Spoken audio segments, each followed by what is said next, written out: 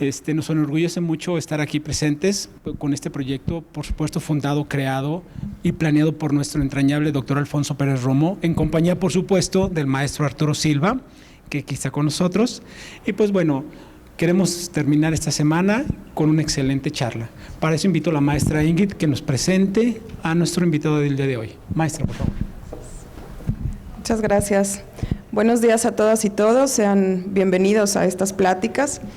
Es muy grato para mí el día de hoy cerrar este ciclo de Pláticas Helicon, agosto-noviembre 2023, como ya nos comentó Marco, con una sesión que sería muy grata para el fundador de estas pláticas. Sería muy grata porque era un tema que él quería profundamente y además impartido por una persona que también fue muy querida para él, su hijo, el licenciado Pérez Talamantes. El licenciado Pérez Talamantes, Juan Ángel José, es originario de esta ciudad de Aguascalientes, licenciado en Derecho por la Universidad Autónoma de Aguascalientes y catedrático en esta universidad desde hace 30 años, habiendo impartido las materias de títulos y operaciones de crédito, Derecho Civil 1, que se refiere a personas y familia, Garantías Individuales, Seminario de Civil 2, que se refiere a obligaciones, y Derecho Civil 4, que se refiere a contratos civiles. Ha sido abogado litigante de 1990 a 2007, asociado fundador y presidente fundador de la Fundación UAA, Asociación Civil, durante el periodo 2006-2007. En el mes de septiembre del año 2007 fue nombrado secretario general de Gobierno del Estado de Aguascalientes, concluyendo su gestión en el mes de noviembre de 2010.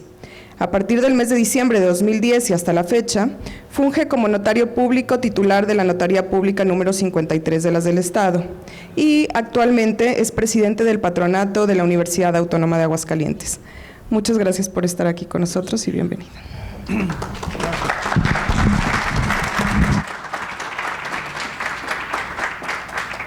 Muchas gracias, muy buenos días a todas y a todos.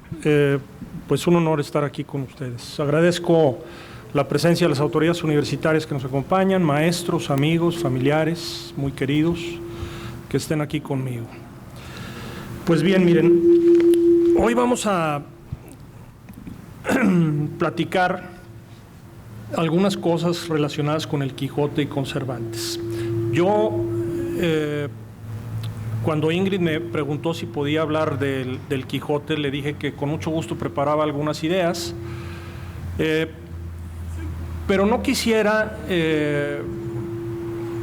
caer en ninguna situación de lugares comunes o de obviedades que todo el mundo conoce y traté, o voy a tratar, y al menos mi tentativa es brindarles algunas ideas que les permitan a ustedes pues percibir el Quijote y percibir la obra de Cervantes desde otra óptica.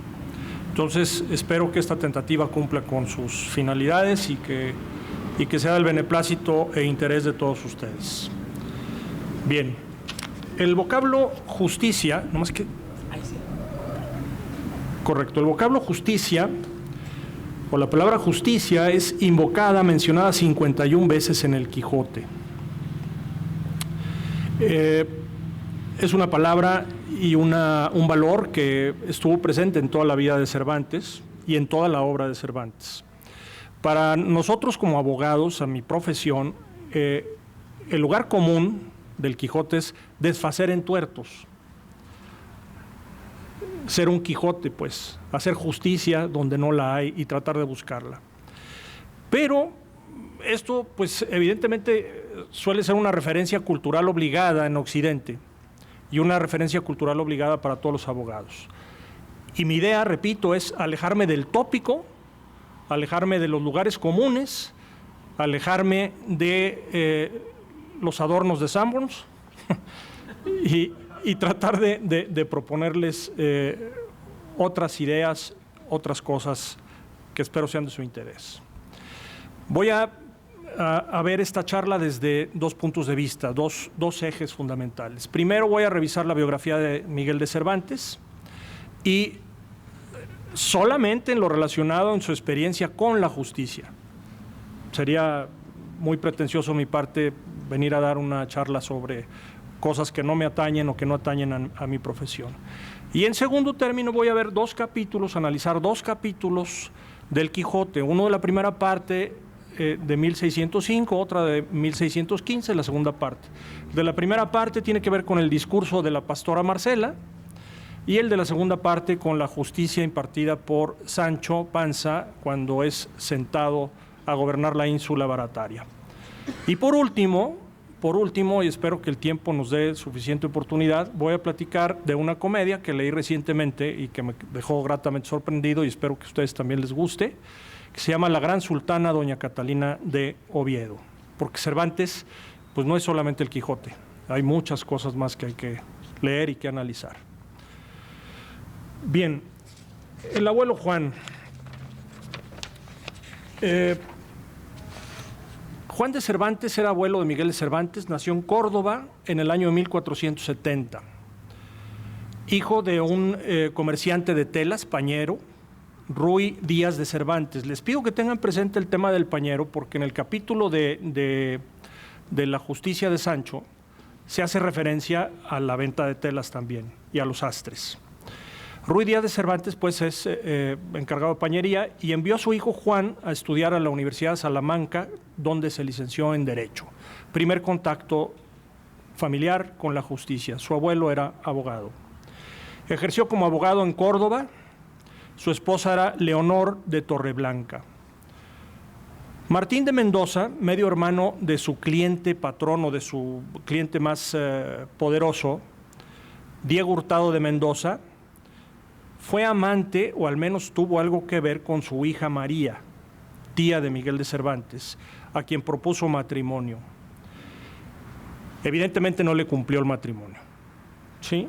Engañados padre e hija, fueron expulsados del Palacio del Infantado y de la dote prometida no vieron absolutamente nada.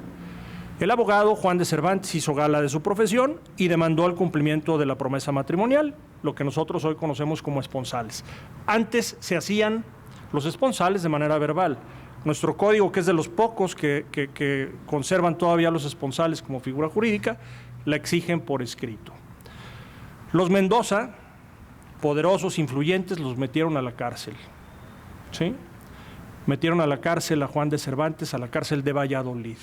Tomen en cuenta esta prisión, porque en esta prisión de Valladolid estuvo preso el abuelo, el padre y el nieto, ¿sí? Los tres estuvieron presos en la misma cárcel de Valladolid. Déjenme ver qué más comentarios traigo aquí.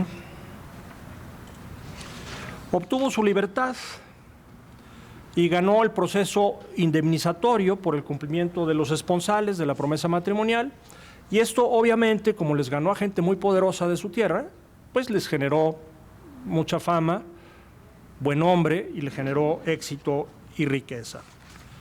El abuelo Juan se aficionó al buen gasto, a la buena vida, al derroche, y bueno, pues se puede confundir también aquí el éxito con eso. El éxito con el derroche, con la opulencia y con la falta de respeto a valores tradicionales familiares que más adelante vamos a ver. Con ese éxito, con ese derroche, pues obviamente pasó lo que tenía que pasar, dejó a su esposa, la abandonó a su familia y se fue a vivir a Córdoba.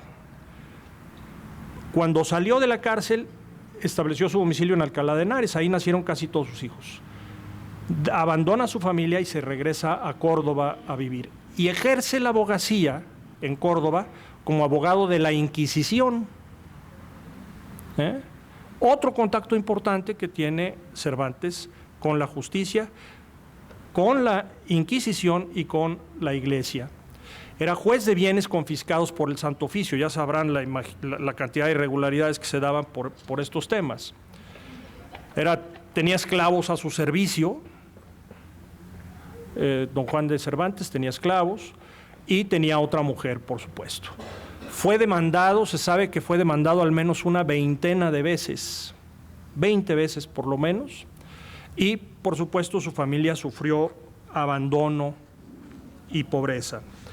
Tengo algunos factores que no están aquí relacionados, si me permiten. Miren, el primero que quisiera recordarles, el abuelo Juan era abogado, primer contacto. Segundo, la abogacía, la opulencia, el derroche y la riqueza parecen ser sinónimos para Cervantes en su vida. El abuelo defendió la dignidad de su hija por haber sido mancillada y ofendida porque no le cumplieron una promesa matrimonial. Pero curiosamente, ya una vez que obtuvo el pleito, que ganó el pleito, abandona a su familia, traiciona esos principios y se va. Hizo trabajo duro para la iglesia, la Inquisición y la confiscación de bienes. No nada más era abogado de la Inquisición, se dedicaba a la confiscación de bienes. Estuvo lleno de procesos, lleno de demandas en su vida, y su abandono significó pues pobreza para la familia de Miguel de Cervantes. Rodrigo, la figura paterna.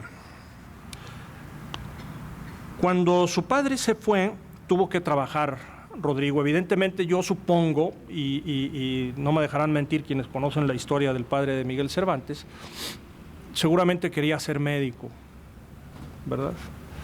Y no tuvo la oportunidad económica ni el apoyo para poder estudiar lo que él hubiera querido. Y al ponerse a trabajar decide ser barbero. Se buscó el oficio de barbero cirujano. El oficio de barbero cirujano no era un oficio de barbero peluquero como lo que conocemos hoy, ¿sí? Tenía implicaciones de orden médico. Hacían sangrías, reparaban fracturas, sacaban muelas, ¿sí? Y también eran barberos. ¿Sí? Obviamente les digo, también eran barberos porque en las barberías de aquel entonces, pues, había tertulia. Hoy hay mucho chisme, pero en las barberías de aquel entonces, pues, había tertulia y lo vamos a ver a continuación. Nunca fue médico, pues, ni se licenció con medicina. Por tal razón, tampoco era bien visto Miguel de Cervantes por la familia de su esposa, Leonor de Cortinas. No aparece los familiares de Leonor, de la mamá de Miguel, no aparecen en ninguna de las fes de bautismo de los 7 hijos de Rodrigo y de Leonor. Ninguno. ¿Por qué razón? Pues seguramente se les hacía poca cosa don Rodrigo de Cervantes. Otro tema que hay que tomar en cuenta, el apellido. Miguel de Cervantes debería ser Miguel de Cervantes Cortinas o de Cortinas. Y su apellido fue Saavedra, pero es un apellido elegido por él. Hace unos días mi esposa y yo anduvimos por la Ciudad de México y por azares, literalmente azares, meramente circunstanciales, nos encontramos con un libro que se llama 400 años de Cervantes en México. Y en ese libro de 400 años de Cervantes en México hay un artículo que recomiendo a todos ustedes, un ensayo, no es artículo, un ensayo formal que habla sobre el tema del apellido de Miguel de Cervantes. Saavedra en árabe quiere decir el de la mano tullida. Es lo que significa Shaivedra, ¿sí? El de la mano tullida, para que lo tengan presente. Y por eso es Miguel de Cervantes Saavedra. Esto se utilizaba mucho en los musulmanes, se ponían apodos, ¿sí? Y bueno, pues seguramente cuando fue cautivo en Argel, pues lo agarró, lo adoptó.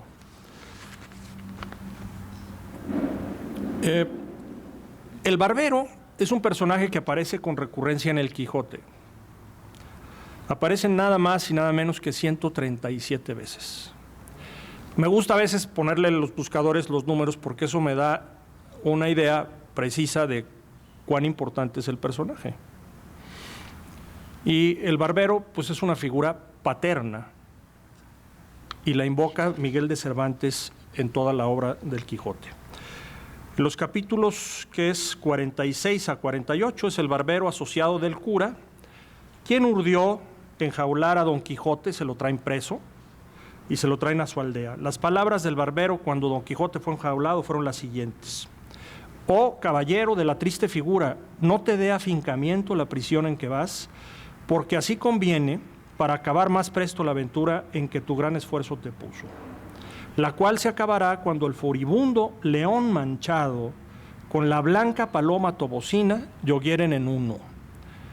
Martín de Riquer dice que el león manchado pues, es el Quijote y la blanca paloma tobocina pues, es evidentemente Dulcinea. Sin embargo, hay interpretaciones a lo mejor más aventuradas que tienen que ver con el judaísmo, el león manchado, y con la Iglesia Católica. Y se pretende ver en este pasaje un mensaje hacia España que está aprisionada entre dos religiones, entre el judaísmo y el catolicismo. A mí me regalaron un cuadro, este cuadro aquí que les estoy compartiendo en este momento. Puede que no sea de su agrado, pero por ahí en la manga del Quijote que va encarcelado pueden ver el león, ¿sí? El cura, ¿ya lo vieron? Sí. Está Dulcinea, bellísima. Y nada más que no se alcanza a apreciar, la blanca paloma tobocina eran las orejas del rucio de Sancho, pero bueno, pues es un cuadro que me regaló un amigo, está en mi colección privada y se los comparto aquí con mucho gusto, sobre este pasaje en particular. Desde el capítulo primero lo hace presente, hacían tertulia y discusión sobre los libros de caballerías. Y fíjense en qué lugar lo pone, a su papá, lo pone a discutir con el cura del pueblo, que era docto. Dice, tuvo muchas veces competencia con el cura de su lugar, que era hombre docto, graduado en Sigüenza, sobre cuál había sido mejor caballero, Palmerín de Inglaterra o el Amadís de Gaula. Mas maese Nicolás, barbero del mismo pueblo, decía que ninguno llegaba al caballero del Febo y que si alguno se le podía comparar con don Galaor, hermano del Amadís de Gaula, porque tenía muy acomodada condición para todo, que no era caballero melindroso ni tan llorón como su hermano, y que en lo de la valentía no le iba en saga. Cervantes admiraba a su padre pese a su modesta figura. El barbero leía, el barbero era culto, el barbero discutía de cosas cultas con los curas. En la época de Cervantes, en las barberías había tertulias, se hablaba de todo, se recibían noticias. Hoy en día a las barberías, a las peluquerías, hasta los agentes de gobernación mandan para ver qué se escucha y ver qué cuentan los peluqueros. ¿Sí? Yo supongo que Cervantes, siendo niño, pudo haber visto y haber escuchado muchísimas cosas que llamaron su atención y lo aficionaron a sus cuestiones poéticas y literarias. En Alcalá de Henares, Rodrigo tenía cada año pues, más competencia y la corte ya se había trasladado a Valladolid. Decide llevarse a su familia a Valladolid y poner su barbería, su despacho allá en la corte. Pidió prestados 45,000 maravedís, equivalen más o menos, a números actuales, 6,000 euros, ¿sí? Más o menos, 120,000 pesos. En 1551, 4 años después del nacimiento de su hijo Miguel, Rodrigo para en la cárcel por deudas, la primera vez. En su defensa alega hidalguía para no ser apresado por deudas, pero no consiguen el dinero para la fianza. Fue puesto en libertad en 1552, pero apresado de nueva cuenta hasta en 2 ocasiones en el año de 1553. Fue probado en litigio su origen noble con su hidalguía, evidentemente por la ayuda de su padre, Juan de Cervantes, y fue puesto en libertad en 1553. A muy temprana edad, pues, Miguel de Cervantes vio la cara del infortunio, y aunque con pocos años, imaginen ustedes la escena, un niño de 5 años, 4 o 5 años, ver que sacan a tu padre de tu casa apresado porque debe dinero. Hoy en día el artículo 17 de nuestra Constitución prohíbe la prisión por deudas de carácter puramente civil, está proscrito. Pero el acta de embargo es verdaderamente significativa para que vean el grado de pobreza y los recuerdos tan imborrables que tuvo Cervantes en su vida. Le embargaron un arca, una mesa, 3 sillas, dando cuenta en el acta de embargo que 2 de las sillas estaban rotas. Una imagen del niño Jesús una espada que conservaba como símbolo de hidalguía y 3 libros. Era todo su haber. ¿Sí? Ya liberado, en otoño de 1553, se fue con su familia a buscar a su padre a Córdoba. Y en Córdoba su padre los ayudó. Tenía lana, tenía dinero, estaba en la opulencia, y les ayudó. Miguel de Cervantes estuvo en un colegio de jesuitas. Los jesuitas han tenido en toda su historia pues una notoria característica de ser vanguardistas en materia de educación. Hoy en día tienen una mancha gravísima aquí en México porque acaban de prohibir en la Ibero una exposición artística con temas taurinos y son una mancha de intolerancia. La acaban de volver a permitir, pero solamente porque el alumno de Historia del Arte pudiera hacer su examen, no por cuestiones de orden de libertad, de expresión y mucho menos aún de expresiones artísticas. Entonces, bueno, pues ojalá que eso se quite porque se le debe mucho a los jesuitas. ¿En qué voy? Bueno, se fue, vivió con los jesuitas, ahí tuvo preparación muy importante Miguel de Cervantes, pero esta preparación les duró solamente 2 años. ¿Por qué? Porque murió su abuelo Juan. Rodrigo, un hombre honrado, cuyo único delito era ser pobre, fue apresado hasta en 3 ocasiones, y esto marca la vida, pues, de Cervantes. ¿Qué suponía la cárcel en aquel entonces? No era la cárcel de ahora, de ninguna manera. La cárcel de ahora comen, duermen, trabajan, tienen lechos gratuitos. En la época de Cervantes había que pagar la comida, la alimentación, pues, el lugar donde dormir, y ya se imaginarán las condiciones en las que estuvo preso don Rodrigo.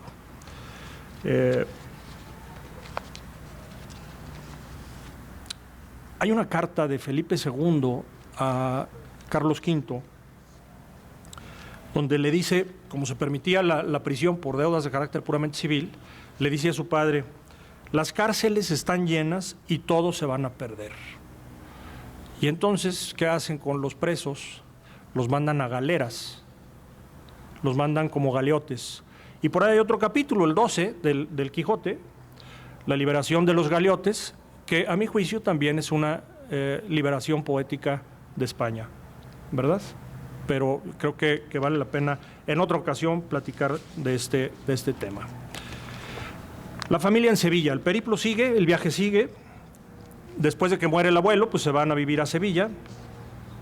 En 1564, Cervantes y su familia se encuentran ya afincados en esa ciudad. De 1553, que es cuando llegaron a Córdoba, a 1566, fueron 13 años de vida familiar en tierras de Andalucía. La ciudad de Sevilla, la más importante de todo el reino en aquella época, porque tenía más de 120,000 habitantes y además era un puerto interior fabulosísimo, ¿sí? Es mencionada 20 veces en el Quijote. Cervantes tiene 16 años y vive seguramente feliz en Sevilla. ¿Qué fue lo que llevó a Rodrigo Cervantes a salir precipitadamente de Sevilla? Pues un incidente también de orden familiar.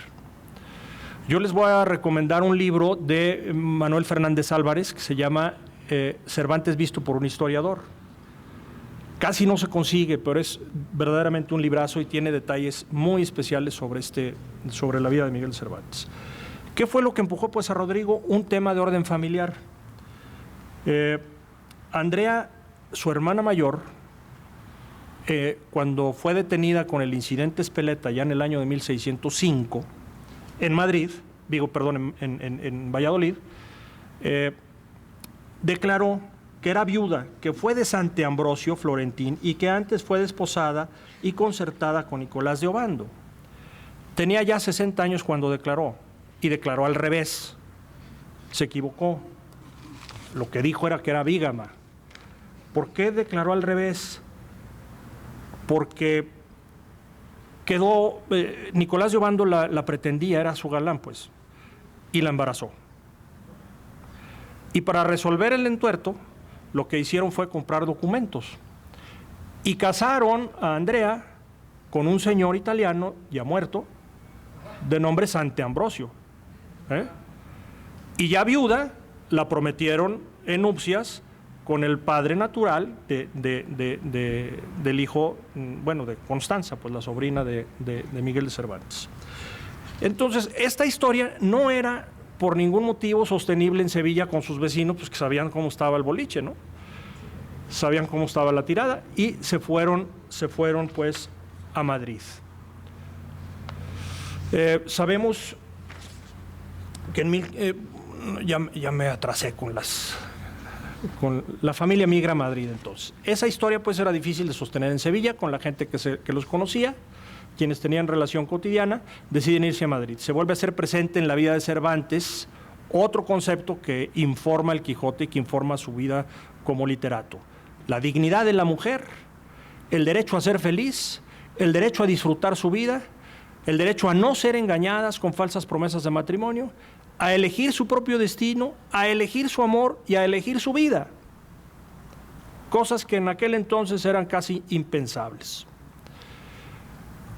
Lo manifestó en toda su obra y en toda su vida. Vamos a ver detalles más adelante todavía. En 1561, la corte se traslada a Madrid. El que esté en la corte o que cambie de lugar incrementa los factores criminógenos, lo que nosotros como abogados conocemos como factores criminógenos de las ciudades. ¿Por qué? Porque confluyen muchos intereses, muchas circunstancias, muchos mercaderes, muchos políticos, y bueno, pues los factores para la comisión de delitos se incrementan. El 3 de octubre en 1566 la familia, repito, se encuentra en Madrid y Miguel de Cervantes se inicia con la poesía trabajando para un maestro que se llama Juan López de Hoyos. Y el 3 de octubre de 1568 muere Isabel de Valois, que fue la tercera esposa de Felipe II. La primera, María Manuela de Portugal; la segunda, su tía María Estuardo, que no era muy agraciada; Isabel de Valois, que era preciosa y que tanto Felipe estaba enamorado de ella como todo el pueblo de España; y su cuarta esposa fue su sobrina Ana de Austria, que fue a la postre la madre de Felipe IV. ¿Sí?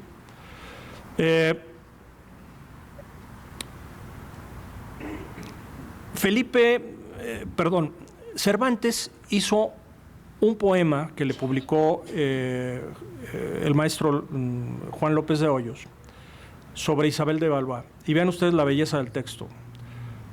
Evidentemente, les doy el contexto. Cuando se casa Felipe II con Isabel de Valois, obviamente la guerra con Francia se acaba, ¿sí? Por el matrimonio con Isabel de Valois, y era conocida como Isabel de la Paz.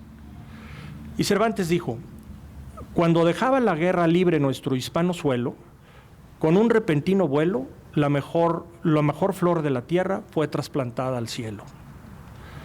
Quiere ser el poeta de la corte, no quiere ser bachiller, no quiere ser abogado, los antecedentes no eran muy agradables, ni tampoco magistrado, y esto le pudo haber ocasionado posibles desencuentros con su señor padre.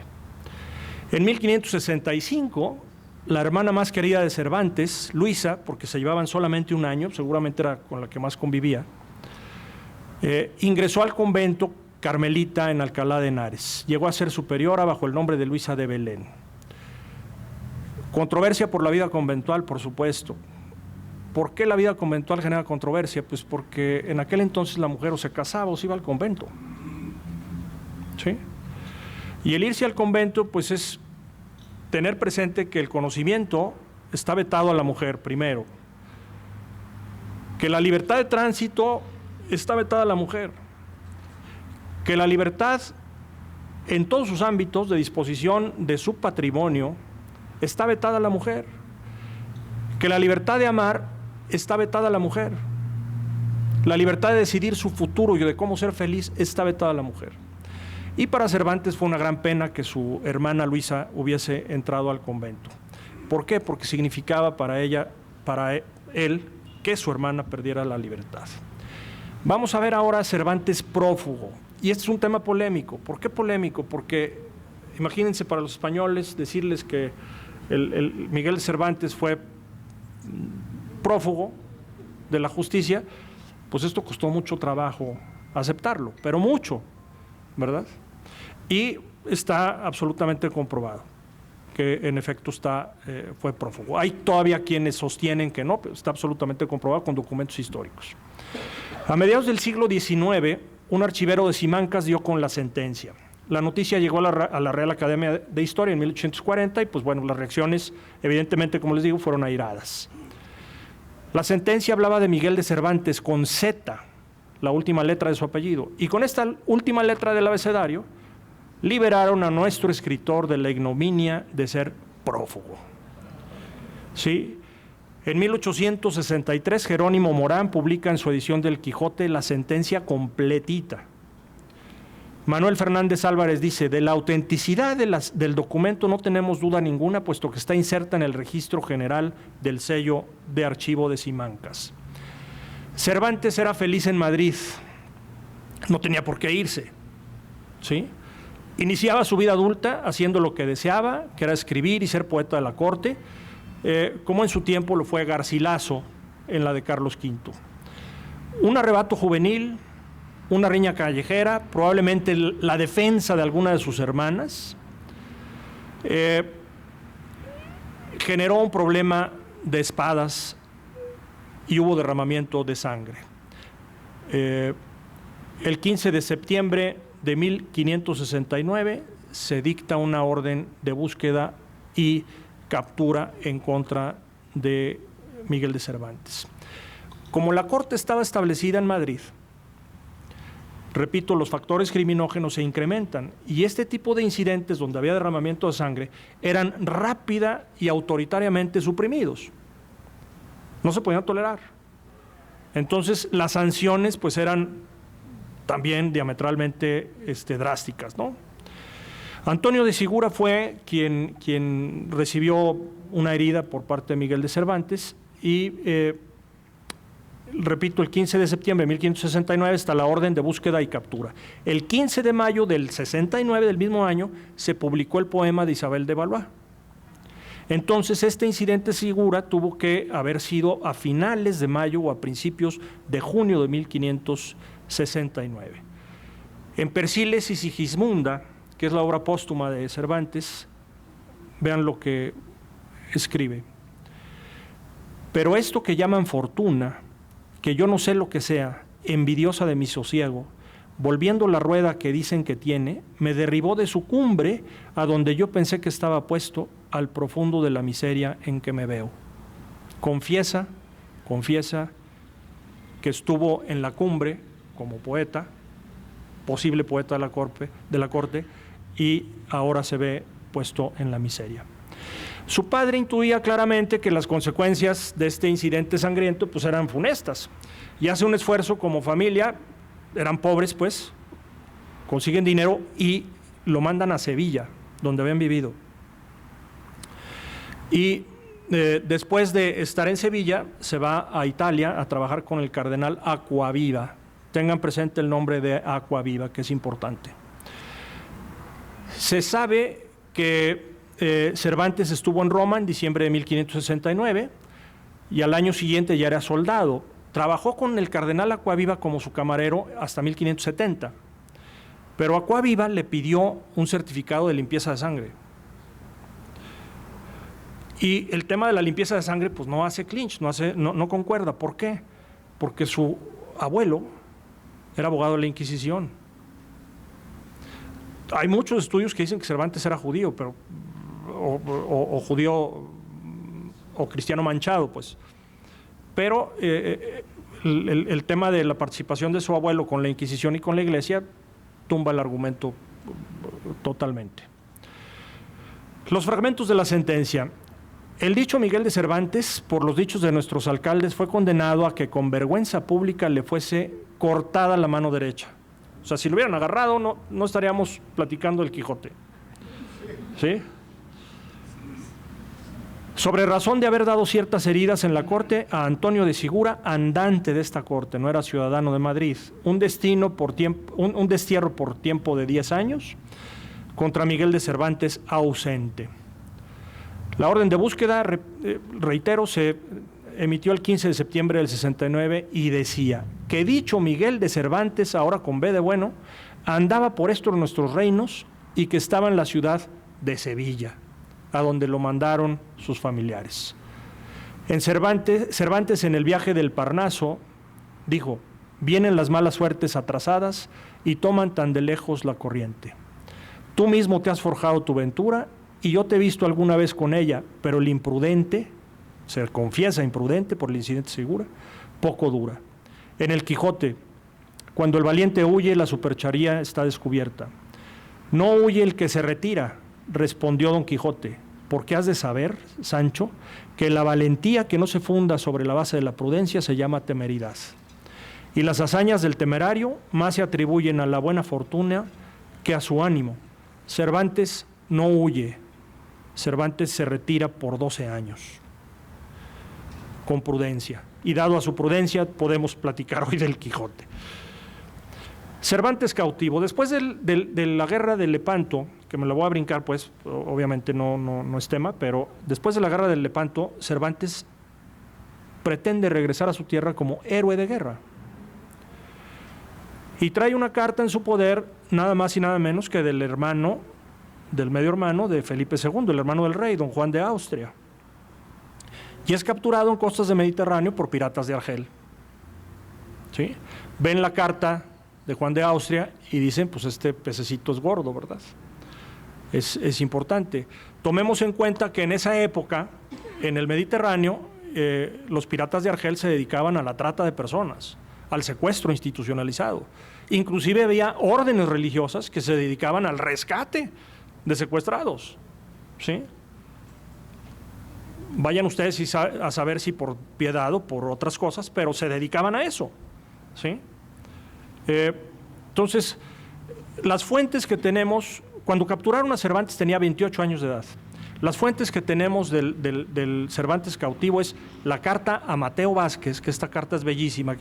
Hay quien la ha leído completita, a mí me cuesta mucho trabajo porque está escrita en verso, pero tiene versos preciosos. Mateo Vázquez era secretario de Felipe II. Los tratos de Argel, el Quijote y Persiles y Sigismunda. La piratería y los secuestros, pues, en el Mediterráneo eran pan de todos los días. Se conocen, cuando Cervantes fue cautivo, al menos cuatro intentos de fuga. Pero tomen en cuenta esto, todos los intentos de fuga fueron colectivos. Dimensionemos el tema. Si yo estoy secuestrado y me puedo liberar, pues corro, ¿verdad? Y me voy. Los intentos de Cervantes todos fueron colectivos. Se le atribuye inclusive oficio de paseo, de liberador, o que hacía negocio pues con la liberación de personas. El primer intento, rumbo a Orán, del lugar donde estaba cautivo a Orán eran 300 kilómetros y lo hizo a pie, o lo quería hacer a pie, recién cautivo, 1576. El guía los abandonó a su suerte y fueron capturados de nuevo. Segundo, por mar. La madre de Cervantes se hace pasar por viuda y los mercenarios le ayudan a conseguir dinero para su rescate. Cervantes cede su lugar a Rodrigo, su hermano, que era menor que él. Y se pone de acuerdo con Rodrigo, su hermano, y le dicen, vengan con una barca y por mar me rescatas. ¿Sí? Nos vamos a esconder en tal cueva.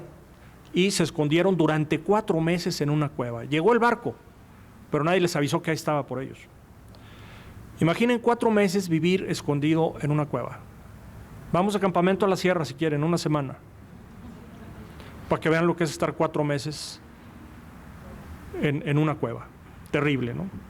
El tercero, por tierra, lo planeaban para ir a Orán de nuevo, manda una carta que es interceptada y vuelve a fracasar en marzo de 1578. Por mar, un cristiano renegado de nombre Girón quería volver a España y planean comprar una fragata y llevar a varios españoles. Lo delata un fraile de nombre Juan Blanco de Paz, quien recibió, por haberlo delatado, una moneda de oro y un tarro de manteca. Se llegó a atribuirle a él la Avellaneda. ¿Sí? Todos coincidimos, o todo el mundo tiene el lugar común de que es Lope de Vega, un aragonés, el que lo escribió. Los intentos fueron colectivos, nunca un intento en lo personal. Tenía el oficio de pasero, de pollero, de coyote, puede ser. No perdamos de vista que el alcalaíno era soldado, prófugo, pobre. Seguramente lo intentó. ¿Facilitaba las fugas de las personas nobles que pagaban por ello? Seguramente lo hacían. Las órdenes que se dedicaban a liberar personas secuestradas en Argel, los trinitarios y los mercedarios. ¿Con qué talante? Pues pensemos de buena fe. Cervantes cautivo. Este es un fragmento de la carta de Mateo al secretario de Felipe II, Mateo Vázquez. Cuando llegué vencido y vi la tierra tan nombrada en el mundo, que en su seno tantos piratas cubre, acoge y cierra, no pude al llanto detener el freno. Después de ser héroe de guerra, al día siguiente es esclavo. Pensaba que había triunfado y al día siguiente es esclavo. Libertad es mencionado 109 veces en el Quijote. Y déjenme decirles que es el tema más importante en la obra de Cervantes a mi punto de vista. Por la libertad, así como por la honra, se puede y debe aventurar la vida, y por el contrario, el cautiverio es el mayor mal que puede venir a los hombres. Quijote, segunda parte. Gracias sean dadas a Dios, porque no hay en la tierra, conforme a mi parecer, contento que se iguale a alcanzar la libertad perdida. Quijote, primera parte. Oh libertad, y cuánto eres amada los tratos de Argel. Vamos ahora a Cervantes y su matrimonio, otro tema que informa también a Miguel de Cervantes en su literatura. 12 años de ausencia, 5 de cautiverio, y pisa de nuevo España, su tierra natal, el 27 de octubre de 1580. El 12 de diciembre de 1584 contrae matrimonio con Catalina de Palacios, de Salazar y Palacios, está mal el nombre, disculpen. Ella tenía 19 años, él 37, 40 y 20 nomás, por si suena común. En 1582, 2 años antes de casarse, Miguel de Cervantes solicita venir a América. Pero el 28 de abril de 1587, 2 años y medio después de haber contraído nupcias, en Toledo, ante un notario público, firma un poder a favor de su esposa Catalina de Salazar y Palacios. Poder general amplísimo que llamamos nosotros los abogados. Desde entonces existía. Ahorita lo vamos a ver, algunas de sus facultades. ¿Por qué le otorga el poder? Por la diferencia de edades. Porque se va de ella. ¿Sí? Porque viene un divorcio de facto, un divorcio de hecho. De 1587 a 1602, durante 15 años, y esto es inobjetable, Cervantes vivió separado de su esposa. 15 años. El divorcio en las 7 partidas es un tema jurídicamente interesante. Las 7 partidas por sí mismas de Alfonso X el Sabio, que las inicia Alfonso X el Sabio, 1259, 1260 por ahí, y tienen vigencia hasta con su nieto Alfonso XI. En la partida cuarta, que se ocupa del derecho de familia, tiene 27 títulos y 256 disposiciones normativas. En el título 10 habla del departimiento de los casados. ¿Sí? El departimiento de los casados es el divorcio y reguló inclusive la pareja entre personas de diferente credo. El divorcio o separación se permitía por cuestiones físicas principalmente. Aquí tienen la definición de divorcio y voy a detenerme nada más en que cuando es probado en juicio derechamente y quien de otra manera esto hiciese separándolos por fuerza o contra derecho, haría con lo que dijo nuestro Señor Jesucristo en el Evangelio, lo que Dios juntó no lo separe el hombre. Mas siendo separados por el derecho, no se entiende entonces que fue el hombre el que los separó. Nada más. El carácter indisoluble y sagrado del matrimonio católico subsiste. aunque las 7 partidas son de 1250 y tanto, 1260, y el Concilio de Trento, que es el que confirma el matrimonio como sacramento, es de 1550 en adelante, pues ya se consideraba el matrimonio como indisoluble. La modernidad legislativa de Alfonso X pues es reconocida por todos nosotros como abogados, y en la partida cuarta, título octavo, la ley 2 y 4 establecen las causas por las que se permitía el divorcio. La primera era la impotencia. Las descripciones son hasta cierto punto agresivas, no las voy a leer, no las traigo aquí, agresivas para nuestra época, pero en aquel entonces de seguro se usaban comúnmente, ¿no? La impotencia temporal en menores de edad, que podían casarse los menores de edad, se concertaba su matrimonio, o permanente en hombres fríos por naturaleza, o mujeres con impedimento físico para tener relaciones sexuales, ¿sí? Los detalles pues, son muy fuertes pues, en la descripción de las 7 partidas. En la ley 4 habla de los castrados por voluntad humana o por accidente. ¿Qué sucedía si se burlaba la ley o se decían mentiras? Si la mujer decía que no podía tener relaciones con su esposo por cuestiones naturales en ella, por impedimento físico de ella, pero sí con su nueva pareja, se le obligaba a regresar con su anterior marido. El divorcio en las 7 partidas fue una modernidad legislativa y solo se permitía por razones naturales para sostener el matrimonio sagrado de los cristianos. No se consideraba la libertad individual, no se consideraba el derecho humano a la felicidad, no se consideraba el amor, solamente se consideraba las cuestiones de carácter físico. La gente que no estuviera en condiciones de invocar el divorcio no podía hacerlo y debía permanecer casada, no tenía otra opción. Algunos optaron por separarse, por irse, por abandonar a la familia, como lo hizo Juan de Cervantes. Los abandonó a su suerte. Y buscaron soluciones jurídicas para ello. Solución jurídica, el poder. ¿Sí? Te dejo un poder para que tú dispongas de todo lo que tenemos, a tu leal saber y entender, quédate con todo, véndelo, explótalo, trabaja como Dios te dé a entender, como mejor te convenga, dale adelante. ¿Sí? La solución práctica pues será otorgar los poderes. Poder y mandato es un término jurídico que tiene implicaciones que a lo mejor no interesan a todos ustedes. El mandato no siempre da la facultad de representar, el poder sí. Entonces el poder siempre es representativo. Y el poder que le dio Miguel de Cervantes a su esposa fue absoluto. Nosotros le llamamos poder general amplísimo. Cervantes lo firma cuando tiene 40 años, pasados nada más 2 años de matrimonio. Lo firmó en 1587, en abril de 1587.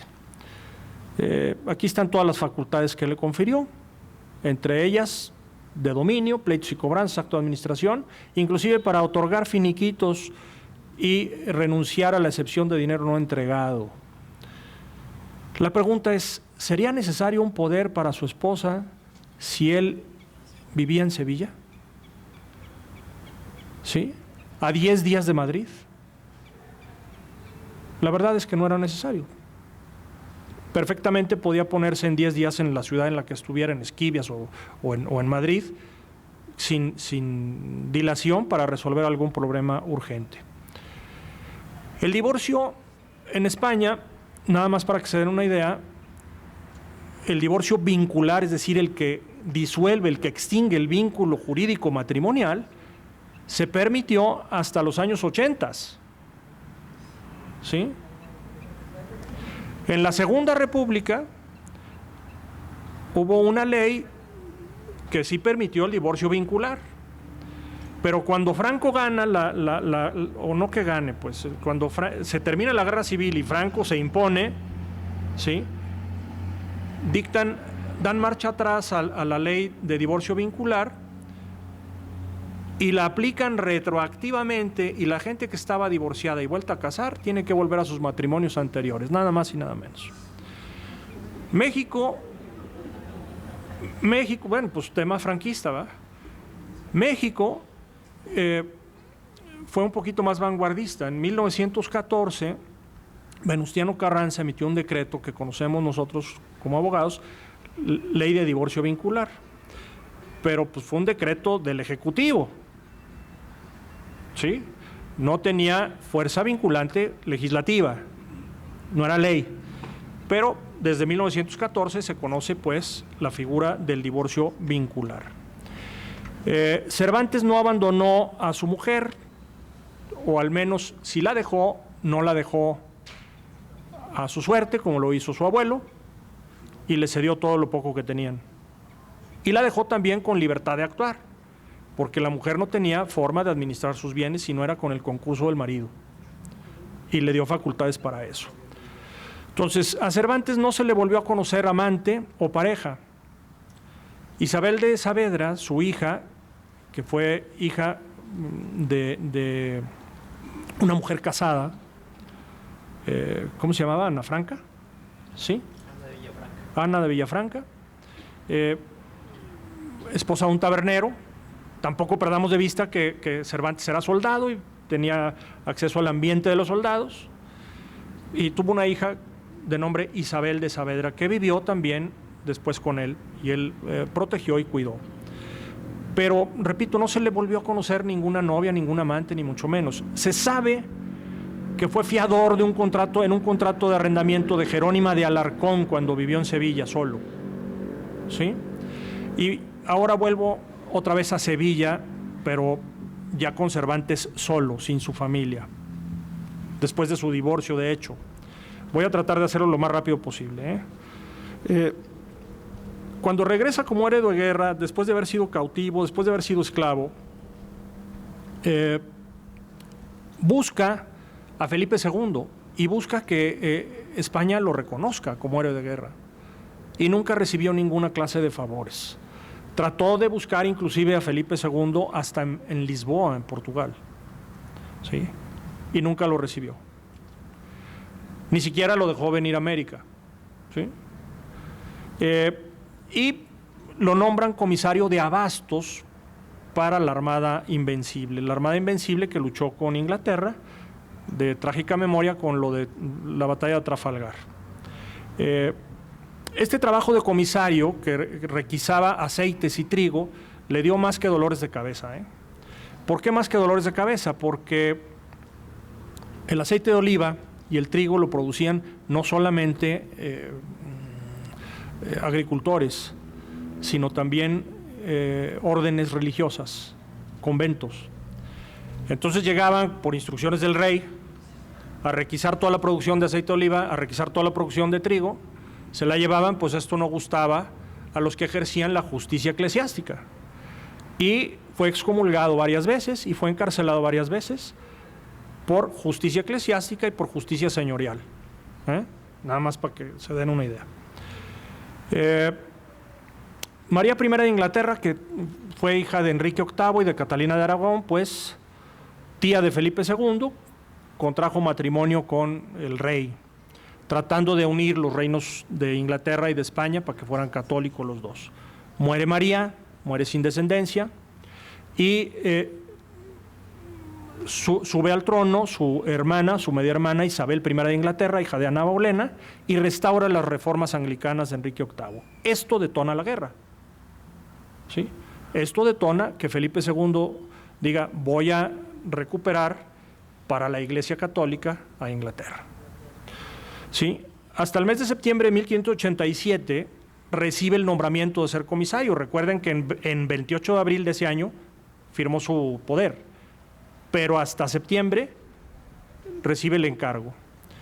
Su amigo Tomás Gutiérrez de Castro tenía una posada en Sevilla y pasó ahí al menos 4 meses sin designación oficial y sin sueldo. El sueldo se tardó 1 año en llegar.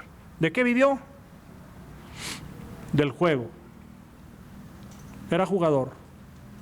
Cervantes era aficionado al juego como buen soldado, ¿sí? Ahí están los juegos que le gustaban: el retén y el humillo, el de carta sola, la de 4, la de 8, la del raspadillo, la verrugueta y el colmillo. Por eso le puse los azares de Andalucía, porque era jugador, ¿sí? Los comisarios pues eran auxiliados por brazos ejecutores y bueno, de esta diapositiva, en Écija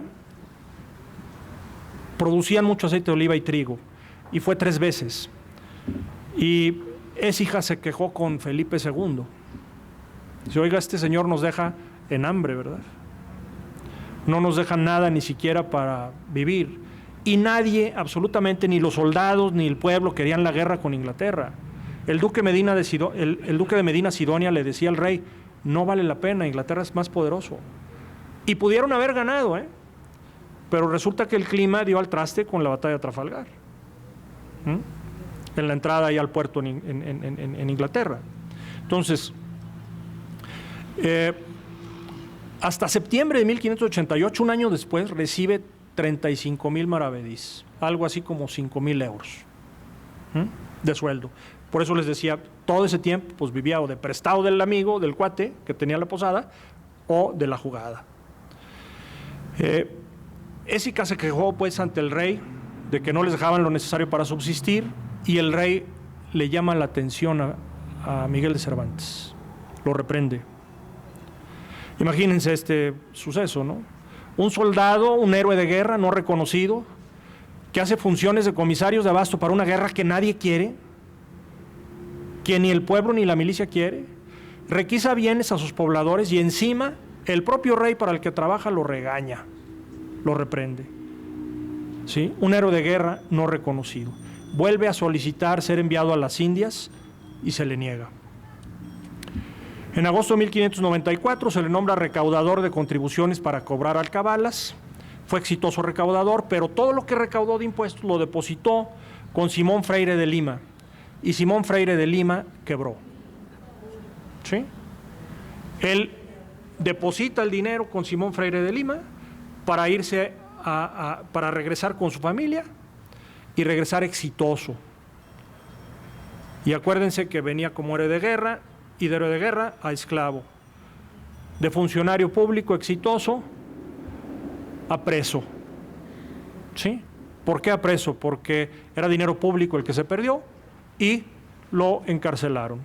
La quiebra de Freire le significa la pérdida de su libertad, y en la cárcel de Sevilla, ahí está la placa, en la calle de Sierpes, que ahora es la calle de las Compras en Sevilla, está la placa donde estuvo la cárcel y donde se gestó el Quijote. En 1597 es encarcelado a causa de la quiebra de Freire por el juez Gaspar de Vallejo. Ojo con este juez, Gaspar de Vallejo. Gaspar de Vallejo recibe cartas de Felipe II pidiéndole que lo libere. Y le vale gorro la carta a Felipe II. Ahorita van a ver por qué, porque la administración de justicia era complejísima en la época de Miguel de Cervantes. En el prólogo del Quijote habla de un lugar inhóspito, ¿no? Donde dice, donde toda incomodidad tiene su asiento y donde todo triste ruido tiene su habitación. Hacia 1600 se sabe que Cervantes sigue avecindado en Sevilla, y hasta 1602 visita Esquivias, que es el domicilio de su mujer. En 1603, ya vamos al incidente Espeleta, Cervantes vuelve a Valladolid. ¿Sí? En Valladolid está la corte de nuevo, y están los factores criminógenos otra vez en la corte en Valladolid. Vive en una finca cercana al Rastro de los Carneros, en una finca de varios pisos, y vive ya con su esposa Catalina de Salazar, que ya tiene 39 años, él casi 60, Andrea, su hermana, 60 años, también vive con ellos, Magdalena, su hermana, 50, su sobrina Constanza, hija de Andrea, tiene 38, y su hija Isabel de Saavedra tiene 20. ¿Sí? Todas viven con él, o él vive con todas, quién sabe. Sí, a lo mejor ellas lo aceptaron en su casa. Andrea, desde su juventud, recibió atenciones y regalos de caballeros que la pretendían. Magdalena, su hermana, lo mismo. Y en 1581, Magdalena amenazó a un tocayo mío, un tal Juan Pérez de Acelga, de obligarlo a cumplir promesa de matrimonio, y transigió por 300 ducados. Los ducados sí tenían un valor más alto. Déjenme ver nada más. Por aquí tengo la referencia. Esos 300 ducados equivalían equivalen a la fecha 60,000 euros aproximadamente. ¿Sí? 120,000 pesos. Y Constanza, hija de Andrea, recibió por causa similar 1,400 ducados, que equivalen a 280,000 euros. ¿Sí? De Pedro de Lanuza, hermano del Justicia de Aragón, también por promesa de matrimonio no incumplida. Por eso los esponsales ya hoy día son escritos, ¿verdad? El 10 de junio de 1605, fecha en que ya se había publicado la primera parte del Quijote y hasta la segunda edición de la primera parte del Quijote, por Juan de la Cuesta, se celebró en Valladolid una corrida de toros como parte de los festejos para celebrar el natalicio del príncipe Felipe, futuro Felipe IV. Corrió los toros, era torero a caballo, un navarro, don Gaspar de Espeleta, hombre de largo historial militar y aventurero y famoso por sus lances y vida disipada. Palabras de Martín de Riquer. Fracasó en su actuación porque se cayó del caballo. Y la verdad no le fue bien en la actuación. Luis de Góngora dice: cantemos a la jineta y lloremos a la brida la vergonzosa caída de don Gaspar de Espeleta. Era amante de la esposa de Melchor de Galván. Melchor de Galván era escribano real, ¿sí? Notario del rey. Y le andaban aventajando a la esposa, este señor, Gaspar de Espeleta. Se termina la corrida y al terminar la corrida se van a festejar, se emborrachan y la noche del 27 de junio de 1605, cuando camina a la zona del Rastro de los Carneros, cercano a la casa de Cervantes, fue acuchillado por un desconocido que se dio a la fuga. Pide auxilio a los vecinos y los vecinos salen y lo recogen, lo atienden. ¿Sí? Son la familia Garibay y la familia Cervantes. Espeleta murió a las 6 de la mañana del día 29 de junio, 2 días después. El mismo día 29 de junio, el alcalde Villarroel detuvo y puso presos a varios vecinos, entre ellos a Miguel de Cervantes, a su hija Isabel, y ya en la cárcel de Valladolid, en la que estuvo su abuelo y en la que estuvo su padre 3 veces. En estos días he estado leyendo un libro de Guillermo Arriaga que se llama Salvar el Fuego, y tiene una frase que me conmovió. Dice: puedes salir de la cárcel, pero la cárcel nunca va a salir de ti. ¿Sí? Digo, es una frase dolorosa, pero cierta. ¿Sí? Va a la cárcel Cervantes, su hija Isabel, su hermana Andrea y su sobrina Constanza, que Andrea es cuando declara lo de la bigamía, en 1605. ¿Sí?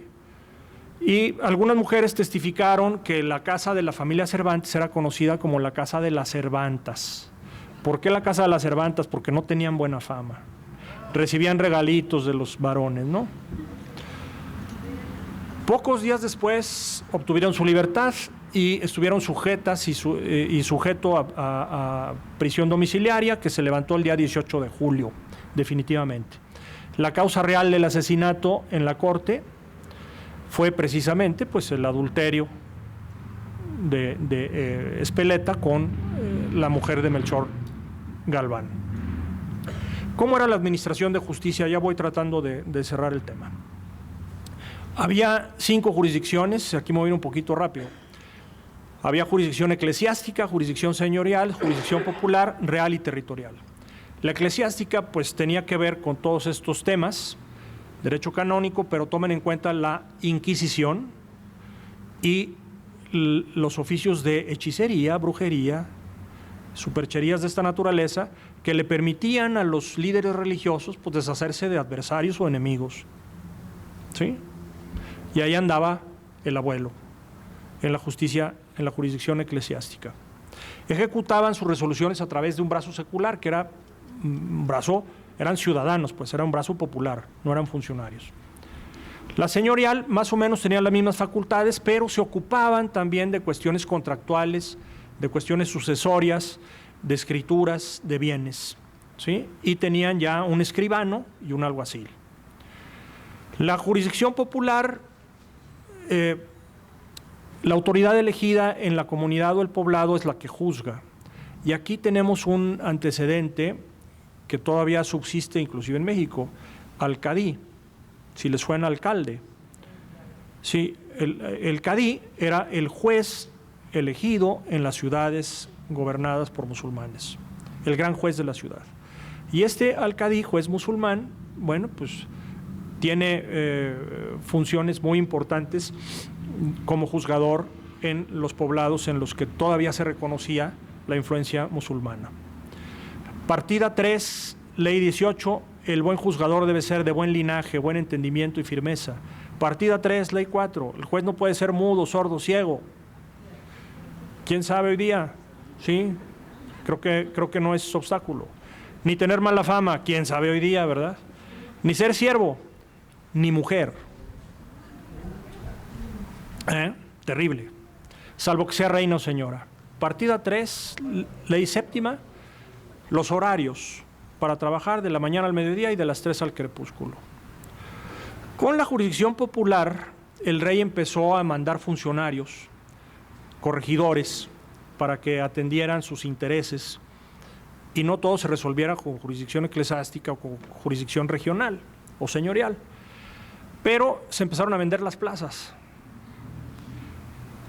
Por Real Cédula del 14 de diciembre de 1606, ya publicado el Quijote, la primera parte, se emitió una regulación de libre venta de cédulas de oficios públicos, libre venta de oficios públicos, no alcanzo a leer aquí. La manera lícita de adquirirlos era a través de mercedes reales. Entonces, no siempre llegaban abogados capaces, no siempre llegaban los más capacitados o los más idóneos, llegaba el mejor postor. ¿Y por qué vendían las plazas? Pues para tener recursos. ¿Por qué?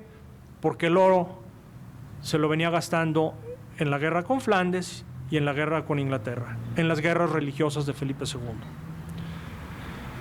La jurisdicción real, a través de mercedes, se concedía a través de oficios de justicia, concejales o corregidores, se elegía al mejor portor, no al mejor abogado, ni mucho menos. Esto tenía que ver con venta de plazas. La territorial la ejercían o curas del lugar o caciques, ¿verdad? Hay una frase muy mexicana, aquí en mi rancho, nomás mis gallinas ponen, hagan de cuenta. La justicia territorial, el dueño de la tierra era el que decidía cómo se hacían las cosas. Cervantes le hace un poema a Felipe II, vean qué agudo esto. Quedar las arcas vacías donde se encerraba el oro que dicen que recogías, nos muestra que tu tesoro en el cielo lo escondías. Le está diciendo, te gastaste el oro de España en tus guerras religiosas, compadre. Se lo dice bien, se lo dice con elegancia, se lo escribe bonito, pero le está diciendo tarugo. Sí, claro, en pocas palabras. Las recopilaciones castellanas, me voy rápido aquí en esto, se las voy a mencionar solamente, tienen las 7 partidas de Alfonso X el Sabio, el ordenamiento de Alcalá de 1348, ya con Alfonso XI, ley supletoria, las 7 partidas, ordenamiento de Montalvo, poco posterior, también ley supletoria, las 7 partidas, las leyes de Toro, ya cuando muere Isabel de Castilla, las dicta Juana, su hija, al año siguiente. La ley supletoria son las 7 partidas de Alfonso X el Sabio, y la nueva recopilación, que es la que tenía vigencia en la época de Cervantes, ¿sí? La ley supletoria, ¿cuál creen que era? Las 7 partidas de Alfonso X el Sabio. La nueva recopilación tiene 4,000 artículos y se promulgó el 14 de marzo de 1567. Se publicó hasta 1569. Y está presente en esta recopilación el espíritu de Isabel la Católica o de la reina Isabel de Castilla. ¿Por qué? Porque en el codicilo de su testamento, el codicilo es un documento adicional a la disposición testamentaria, es, vamos a decirlo así, un otro sidigo, una disposición complementaria. Está prohibida en México, ya no existe. ¿Por qué? Porque a veces a través de los codicilios pues se arreglaban muchos temas, ¿no? Muchos asuntos de interés de los vivos, ya no de los muertos. ¿Sí? Entonces ya no existe el codicilo, pero en su época sí. 3 temas fundamentales en el codicilo del testamento de Isabel la Católica. Primero, mandó decirse 20,000 misas. 20,000 misas.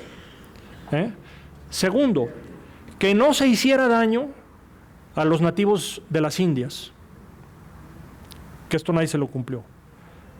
Y tercero, ya vieron la cantidad de normativa que había en España, bueno, en el reino, que no era España todavía, y dice, hagan una recopilación y hagan una disposición normativa que ordene todo el derecho español, todo el derecho al reino. Y esta sí la cumple su hijo parcialmente, Carlos V, pero su nieto, perdón, Carlos V, y la cumple su bisnieto, Felipe II, ¿sí? Prácticamente 70 años después de su muerte. Bueno, vamos ahora a revisar rápidamente 2 capítulos del Quijote, Sancho Panza en el gobierno, a recordarles algunas cosas graciosas de Sancho Panza, y luego vemos a la pastora Marcela y luego la Catalina de Oviedo. En el capítulo 45 de la segunda parte, Sancho Panza entra al gobierno de la ínsula Barataria. Se encomienda a los dioses, se encomienda a Apolo, Timbrio, aquí lo menciona como Timbrio, porque en la ciudad de Timbria Apolo tenía un templo, y por esa razón invoca a la divinidad para que le alumbren la oscuridad de su ingenio, la humildad de su ingenio como gobernante y como juzgador. Por cierto, qué bonito cuadro, Ingrid. ¿Qué quiere decir barataria? Tiene lo suyo. Barato es un engaño, bajar el precio para deshacerse de la mercancía. El Black Friday o el Buen Fin o lo que quieran, eso es siempre un engaño. La taria en arameo es disputa y evidentemente barataria tiene que ver con la disputa por la vara de Raba. Aquí hay un tema judío en este capítulo 45 de la segunda parte. Baraita son los añadidos o anexos del Talmud. Y Baruch atá Yahvé quiere decir bendito sea Dios. ¿Sí? El caso del sastre. ¿Se acuerdan que les dije del bisabuelo que era pañero? Había que tenerlo presente.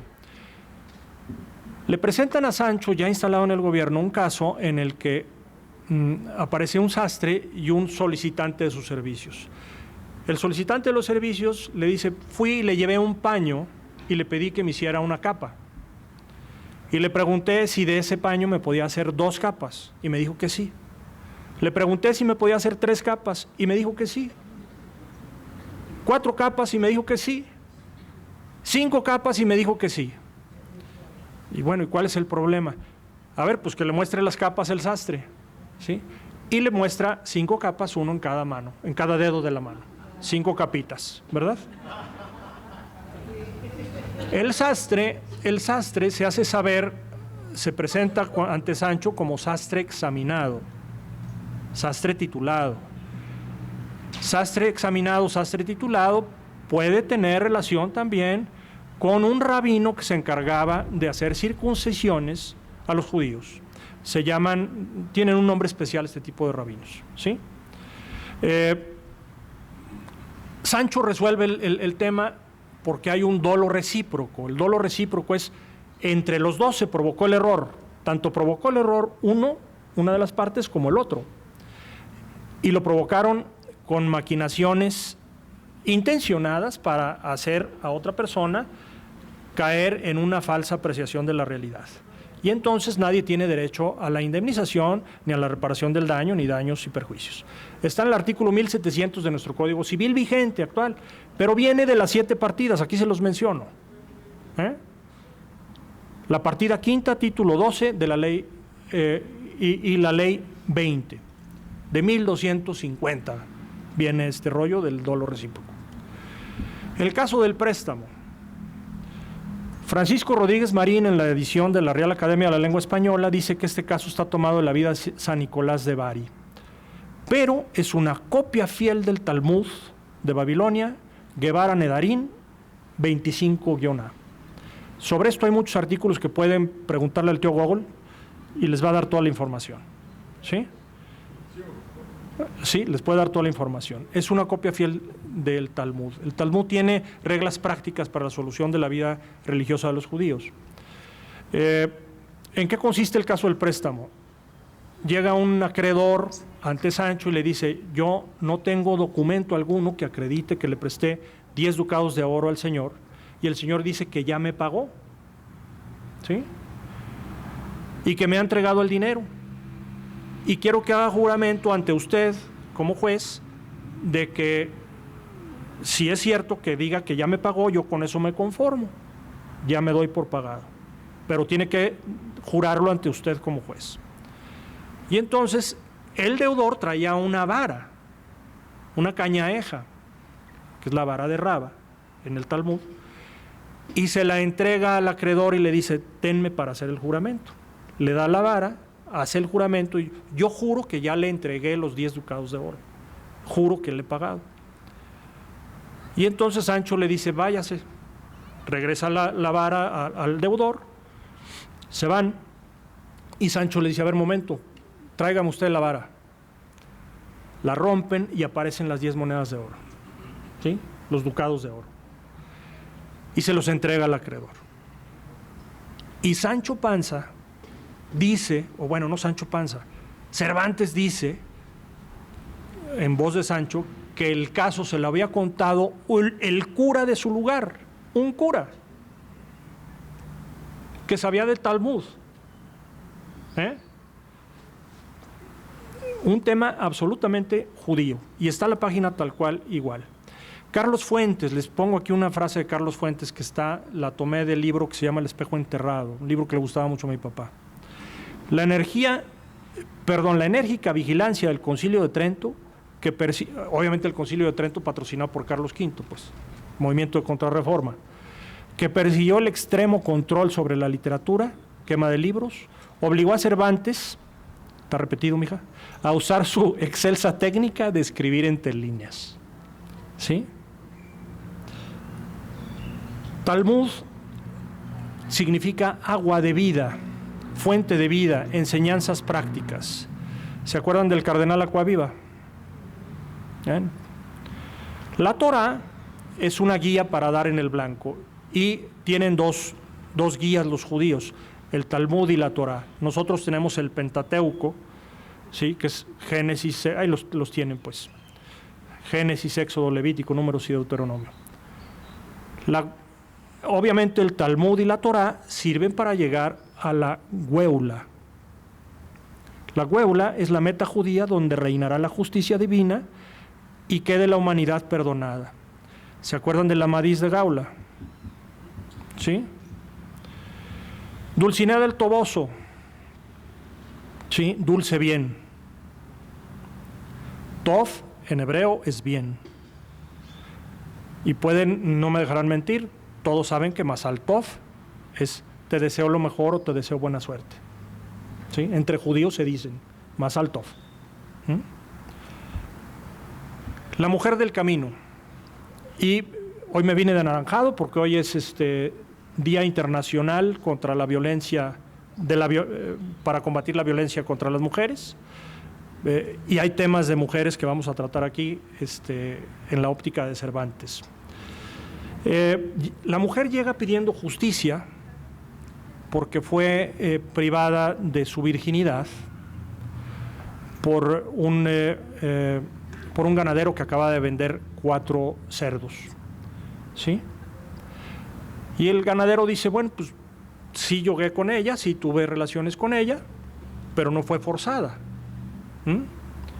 Y la mujer dijo, sí, fui forzada, y yo tanto que defendí mi virginidad entre extranjeros y locales, musulmanes, árabes, los que quieran, defendí como salamanquesa mi virginidad. La salamanquesa era una lagartija que se decía que podía apagar las ascuas encendidas, que caminaba sobre el fuego y las apagaba. Entonces era tan fría que no le hacía nada el fuego, menos aún los deseos humanos. Entonces se aprovecharon de ella y reclamaba justicia. Y ese reclamo era una práctica común en la época porque les quitaban la mitad de su fortuna, la mitad de su patrimonio al violador, la mitad. Entonces, ordena a Sancho que le entregue el dinero que traía de vender los puercos, entrégueselo a la mujer. Se lo entrega y luego le dice, ahora ve y quítaselo. ¿Sí? Y ya lo recuerdan el caso. Ve y quítaselo, y no se lo pueden quitar. Y entonces le dice Sancho, ya como juez, hermana mía, si el mismo aliento y valor que habéis mostrado para defender esta bolsa le mostrárades y aún la mitad menos para defender vuestro cuerpo, las fuerzas de Hércules no os hicieran fuerza. Y le dice al ganadero, andad con Dios a vuestro lugar, con vuestro dinero, y de aquí en adelante, si no le queréis perder, procurad que no os venga en voluntad yogar con nadie. Se lo dice a toda España, ¿verdad? Pórtense bien. ¿Sí? Una frase bellísima, ¿de dónde se podía colegir, una vez que termina el capítulo, de dónde se podía colegir que los que gobiernan, aunque sean unos tontos, tal vez los encamina Dios en sus juicios? Sancho dijo recordar que el cura de su lugar le contó un caso similar al del préstamo. Vamos con Marcela. Está el discurso de Marcela, o toda la trama de Marcela, está del capítulo 12 al 14 de la primera parte. ¿En qué consiste el tema de Marcela? Heredera de ricos, se queda huérfana sola y se va a vivir al campo como pastora. Y Grisóstomo se enamora de ella, además de millonaria, rica. Digo, además de millonaria, guapa, rica, sabrosa, bella, guapa. Perdónenme la expresión. ¿Sí? Y Grisóstomo se enamora. Y se quita la vida por ella porque no lo pela, no le hace caso. Y escribe un poema bastante extenso que tiene algunos versos muy bonitos de cómo se va a quitar la vida porque no le hace caso. Cuando lo están sepultando a las raíces de un alcornoque donde vio por primera vez a Marcela, decide que ahí lo sepulten, les da instrucciones de que ahí lo sepulten, se aparece Marcela. Y por los pastores la hacen culpable, al menos de instigación al suicidio, ¿verdad? Que hoy se conocería como tal, a Marcela. Y entonces viene un discurso bellísimo de esta mujer. Da para análisis muy extenso. Voy a tocar algunas cosas nada más por razones de tiempo. Hízome el cielo, según vosotros decís, hermosa, y de tal manera que sin ser poderosos a otra cosa, a que me améis os mueve mi hermosura, y por el amor que me mostráis decís, y aún queréis, que esté yo obligada a amaros. Dos axiomas. Primero, la hermosura, lo hermoso es amable, o la hermosura es amable, debe amarse lo que es hermoso. Y segundo, lo feo es aborrecido, debe aborrecerse. El amor ni se divide ni es forzoso. Todos tenemos derecho al amor, aún los feos. Si como el cielo me hizo hermosa, me hiciera fea, fuera justo que me quiera de vosotros, que me quejara de vosotros porque no me amabades. Nuevo concepto en el discurso, la justicia. No se puede amar por justicia, no debe acusarse de injusta a quien decide no amar. De hecho, el derecho de familia, el derecho civil para la familia, tiene una coercitividad muy atípica, porque ninguna autoridad pública puede suplir los actos de derecho familiar, y ninguna autoridad pública te puede forzar a que ames a una persona, ¿sí? Por ningún motivo. Entonces, en la coercitividad de orden civil, si no cumples con un contrato, pues el juez lo va a firmar en tu rebeldía. Si no cumples con los deberes matrimoniales, pues el juez no puede ir en tu rebeldía a cumplir con los deberes matrimoniales, imposible, ¿sí? Es otra cosa distinta. Dice Marcela que la serpiente tiene un veneno y no lo decidió, le llegó por naturaleza, y que la belleza es como un veneno, ¿sí? ¿La belleza es un mal, es un veneno como el de las serpientes, o es algo natural? Pues no, es algo natural. La hermosura en la mujer honesta es como el fuego apartado o como la espada aguda, que ni él quema ni ella corta a quien a ellos no se acerca. Marcela se deslinda. Dice, yo no fui el que la agredió, se acercó al fuego y se quemó, se acercó a la espada y se cortó, pero yo no le hice nada, ¿sí? Marcela no hiere como elemento activo, sino que son los demás los que se hieren a sí mismos con ella como elemento pasivo. La belleza interior alega que la honra y las virtudes hacen al alma hermosa y que si ésta no lo es, entonces el cuerpo tampoco ha de parecerlo.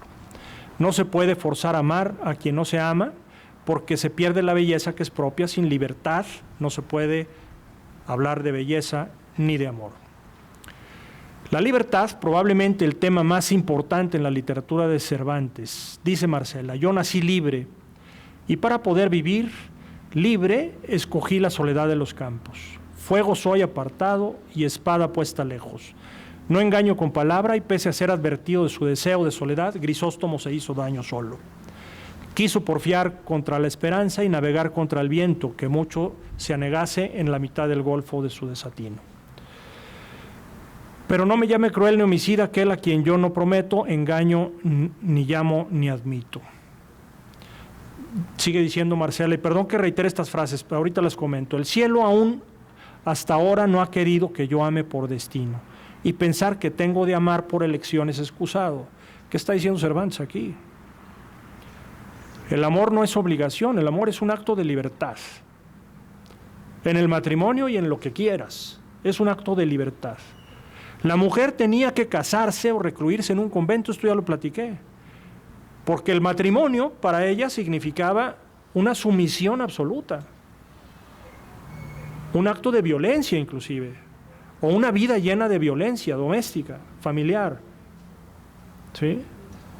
Y se recluían en el convento, ¿por qué? Pues porque era la forma de acceder al conocimiento, a una vida tranquila y a que no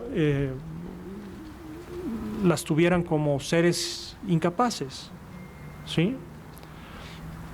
De hecho, en Aguascalientes, hasta 1998, volviendo al tema del poder de Cervantes, el artículo 170 del Código Civil de Aguascalientes decía que el hombre y la mujer necesitan autorización judicial para contratar entre sí, excepción hecha para el contrato de mandato, es decir, para otorgar un poder.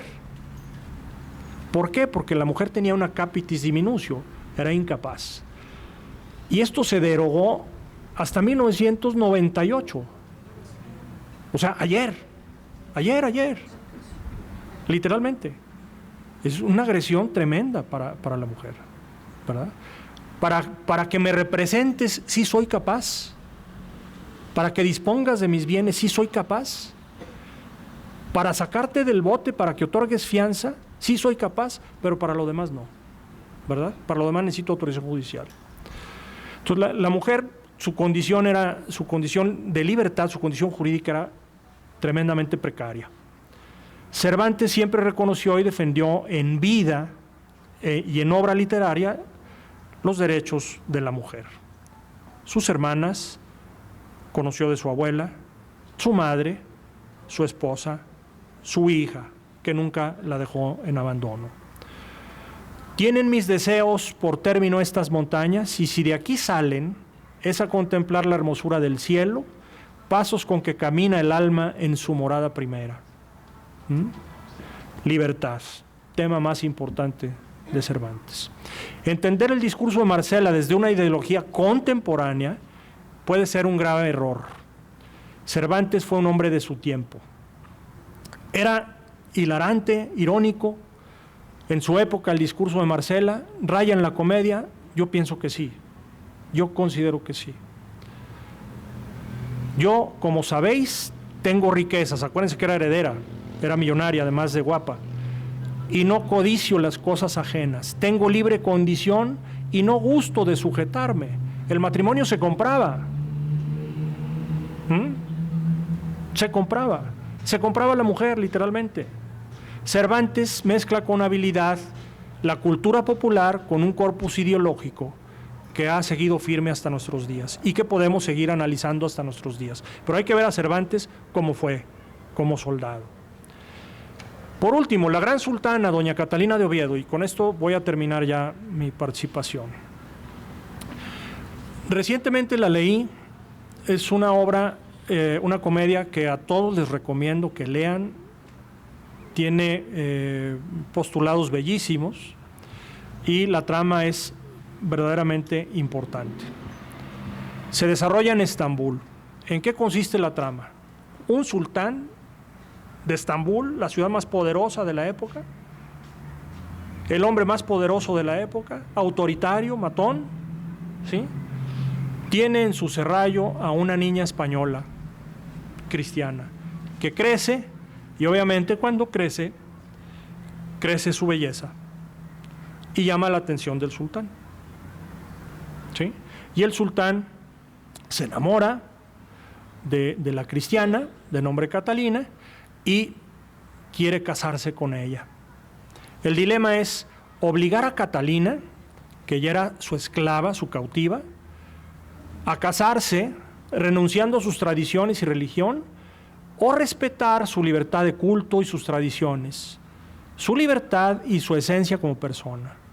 Las consecuencias eran la muerte de la cautiva por no obedecer, o la muerte de la cautiva también vía suicidio. No tenemos, y repito la idea, no tenemos derecho de reflejar nuestra cultura actual, nuestro enfoque jurídico contemporáneo, nuestra percepción de los derechos humanos en las obras literarias del pasado. No perdamos de vista que es una comedia, ¿sí? El gran turco es presentado como un ser tan inocente que una mujer con sus encantos domina su tiranía y le hace ceder en cosas que ni con toda la fuerza pudo hacer el Estado español contra el Estado musulmán. Cervantes, hombre de su tiempo, deja para el análisis, fuera de tiempo y circunstancia, algunos temas que son relevantes. Primer asunto, la tolerancia. Aguas con el vicio de ver a Cervantes también como un adalid de la modernidad. ¿Qué es la tolerancia? Está de la RAE, del Diccionario de la Real Academia de la Lengua Española. Respeto, consideración a las opiniones o prácticas de los demás, aunque sean diferentes a las nuestras. El gran sultán, estas son las preguntas, ¿hace un ejercicio de tolerancia y respeta los derechos humanos de doña Catalina? ¿Respeta su libertad de culto? ¿El matrimonio hace libre a Catalina? ¿Consiente Catalina su matrimonio de manera libre? ¿Decide casarse de manera libre? La respuesta a todo esto es no, ¿sí? La tolerancia, hay otro personaje aquí en la comedia que se llama Madrigal, otro cristiano, cautivo, varón, que es sorprendido en relaciones íntimas con una mora, con una musulmana, ¿sí?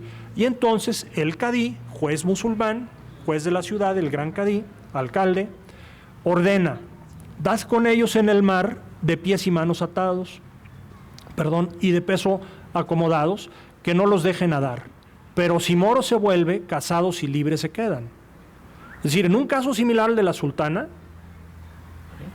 le dicen: si no te casas por la ley musulmana, te mueres ahogado, te mato, ¿sí? Y entonces Madrigal, que era muy dicharachero, muy listo, le dice y convence al cadí de que no, que si lo mata, lo ordena matar, va a morir a los 6 días siguientes. Y esto se lo había dicho un tal Apolonio Tineo, que tenía la fortuna o la cualidad de hablar con los animales, entre ellos los pájaros. Y le había enseñado los secretos a Madrigal para comunicarse con los animales. Y él se comprometía, a cambio de su libertad, de hacer hablar un elefante en turco en los próximos 10 años. Y el alcalde cayó en el garlito, ¿sí? Entonces tampoco estamos en un tema de tolerancia, estamos en un tema de ironía, de comedia. Cervantes está haciendo comedia con los musulmanes también, ¿sí? Y con los católicos. Madrigal se burla también de los judíos y en un incidente confiesa haber puesto puerco en un caldo de los judíos, en un platillo. Sí, les dice, Madrigal se burla de los judíos poniendo un trozo de tocino en un caldo llamado boronía y los judíos lo comieron. Puercos jabalís, de los cuales compré de la papada lo que está en la cazuela sepultado para dar sepultura a esos malditos con quien tengo rencor y mal talante. Los judíos lo maldicen con odio. ¿Hay tolerancia en esto? Por supuesto que no. Hay burla, hay comedia subida de tono. El matrimonio entre el gran sultán y doña Catalina de Oviedo es un ejercicio de tolerancia, de respeto a la libertad de culto, de respeto a la libertad de amar. Creo que no. Fíjense lo que le dice el sultán a Catalina: que seas turca o cristiana, a mí no me importa cosa. Esta belleza es mi esposa y es de hoy más la gran sultana. En toda la obra nadie cambia de religión. El precepto que aplica es este: el amor todo lo vence, de Virgilio, Omnia vincit amor, de las églogas de Virgilio, la égloga de 10 de Virgilio. Tu cuerpo, por ahora, es el que mi alma adora como si fuese su cielo. Vive tú a tu parecer como no vivas sin mí. ¿Sí?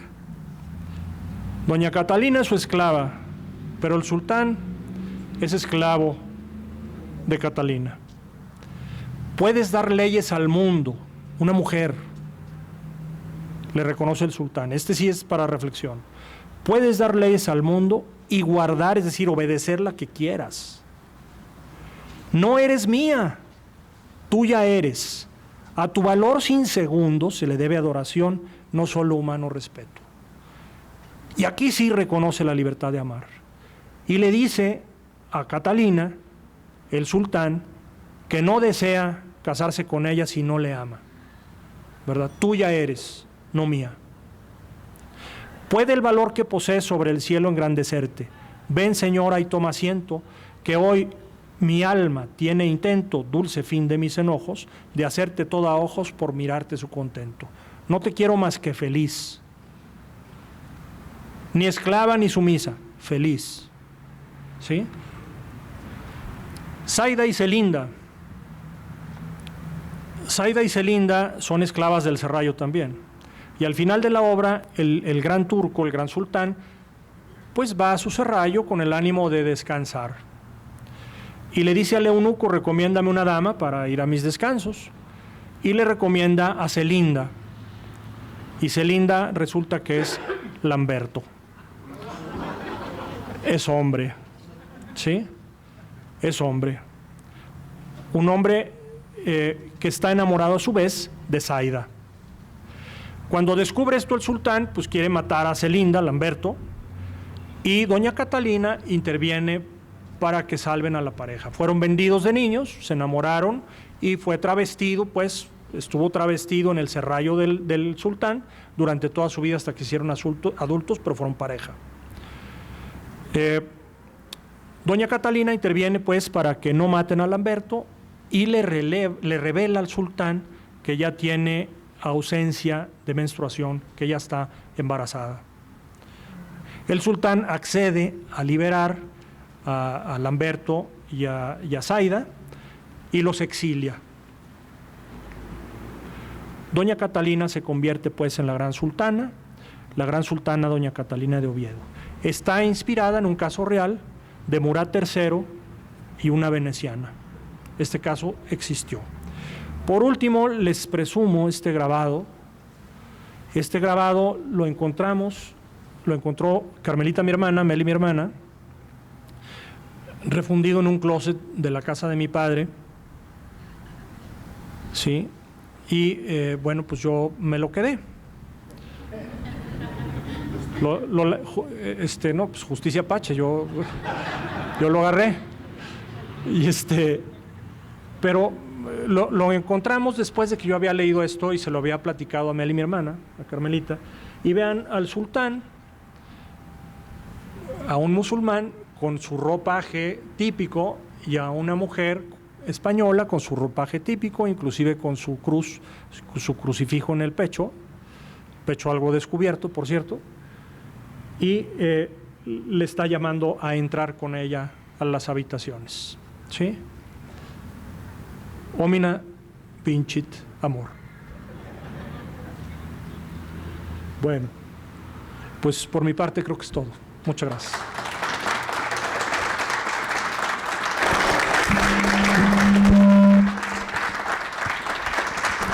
Muchas gracias, maestro. Gracias por esta excelente charla.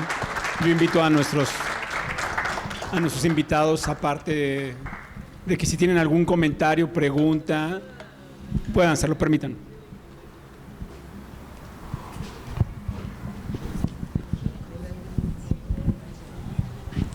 Bueno, licenciado, qué gusto. Por segunda vez escucho sus comentarios sobre el Quijote. Al encuentro del Quijote, ¿se acuerda? Sí, del no. diplomado, bueno. Y de todo esto me acordé. Entonces, después de felicitarlo por su exposición, mire, a mí recordé cuando la frase con la que Carlos Fuentes terminó su discurso de agradecimiento al recibir el premio Cervantes en la Universidad de Alcalá de Henares, otorgada por los Reyes de España, en el año 1987. Dice: gracias entonces por darle a mi pasaporte mexicano y manchego el sello de nuestra calidad espiritual. Profesión, escritor, escudero de Don Quijote. Lengua, española, lengua no del imperio, lengua de la imaginación, del amor, de la justicia. La lengua de Cervantes, la lengua de los Quijotes.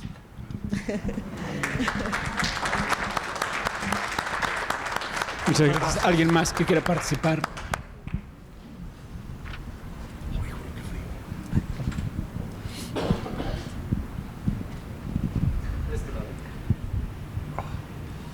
Muchas gracias. Gracias a usted, Licenciado. Usted casi al principio de la conferencia mencionó, ¿sí se escucha? Sí. Permítame. Ya. Decía que al principio de… Felicidades, Liz. Muchas gracias, señora. Al principio de la conferencia mencionó usted un libro que nos recomienda, 400 años de Cervantes. En México. En México. Pues fue un libro que presentaron aquí en la universidad, en la aula isóptica, y lo tengo entendido que lo editó Artes de México. Es correcto. Y estuvo muy importante esa presentación. Obviamente que ahí estuvo el doctor Pérez Romo, y esto fue hace como 5 o 6 años.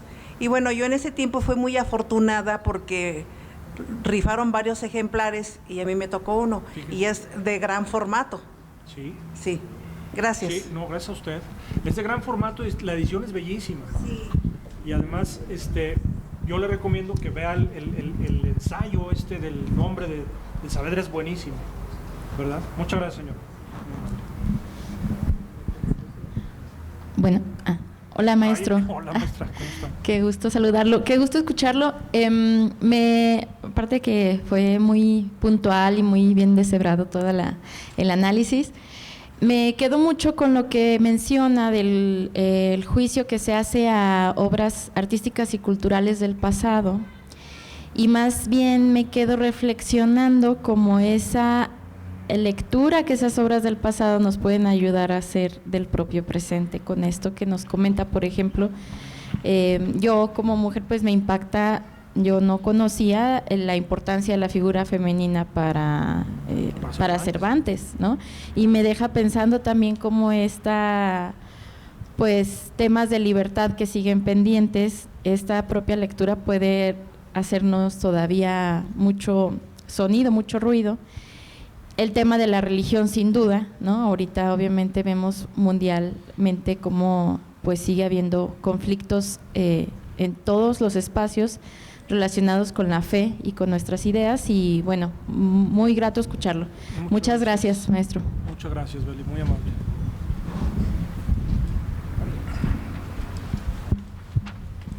Bueno, muchas gracias. Quería hacer un comentario relacionado a este sentido de justicia, a los representantes de la ley, a la idea de libertad, porque, bueno, me llama la atención que se iniciara la presentación con el tema del bisabuelo, del abuelo, del padre, y cómo todos estos elementos formaron parte de manera simbólica muy profunda en la obra de Cervantes, sobre todo en el Quijote.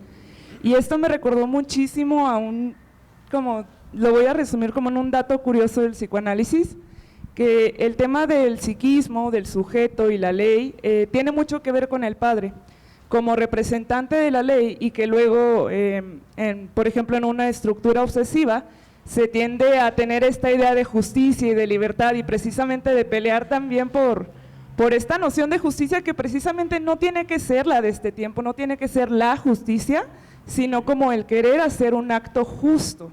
Y en ese sentido se lucha como por ser representantes de la ley.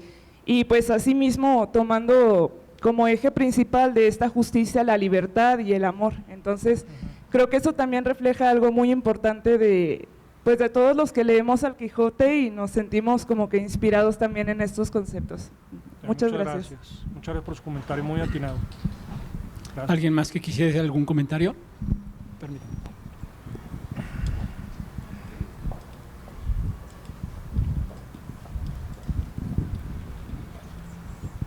Juan, muchas gracias por tu participación, muchas felicidades. Tania. Y qué gusto saludarte. Igual. Tania. Y bueno, recordando a tu papá, creo que hace como un año más o menos fue la última sesión que por aquí estuvo. Bueno, nada más como reflexionar un poco a propósito de lo que comentas del Día de la No Violencia contra la Mujer. Un tema como muy oportuno en relación a cuánto se ha hecho para que nosotras ahora disfrutemos de muchos beneficios, de tener voz, de poder expresar, de estar en desacuerdo, de diferir. Y bueno, muchas veces decimos, han sido muchas mujeres las que nos han respaldado, han hablado por nosotras, pero también ha habido hombres, ha habido autores y personas importantes que han antecedido a estas ideas.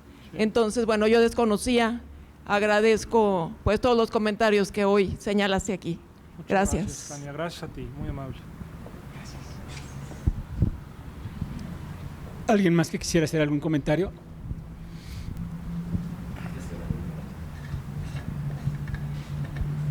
Me ha dado mucho gusto escuchar. No funciona el micrófono este. Me ha dado mucho gusto Sí.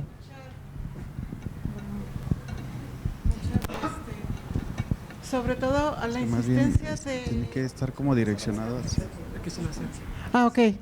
Que me ha dado mucho gusto escuchar, sobre todo cuando usted subraya el contexto de Cervantes, que la descripción de la mujer, el amor, la justicia, integrados como fuerza propia, en esta obra, no como algo otorgado ni por la justicia ni por nadie, sino como algo propio. La descripción de los personajes lo derrama, amor, justicia y todo eso como naturaleza de…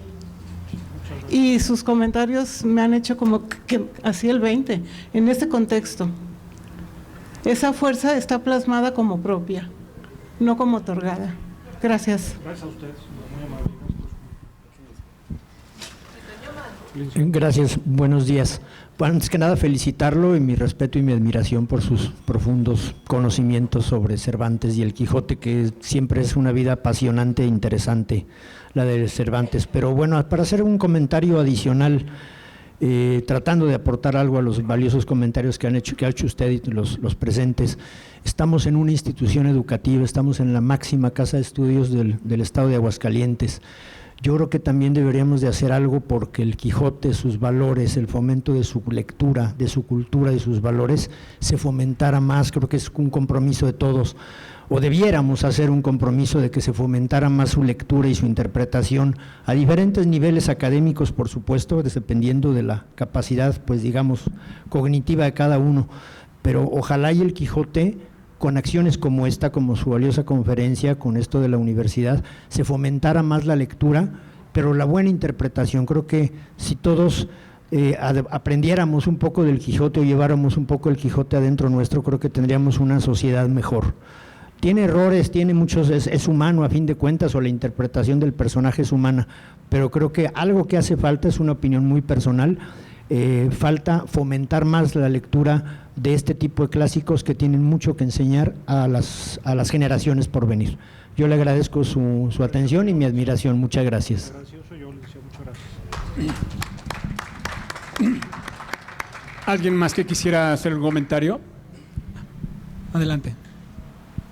Bueno, pues solo para felicitarte, compañero. Gracias, mi querido Miguel. Que les comento aquí al auditorio, pues tuve el gusto de compartir el aula con él aquí en el edificio de esta universidad. Yo también soy abogado y pues felicitarte, excelente exposición y que me sirve para enriquecer e incrementar mi acervo sobre la interpretación del Quijote.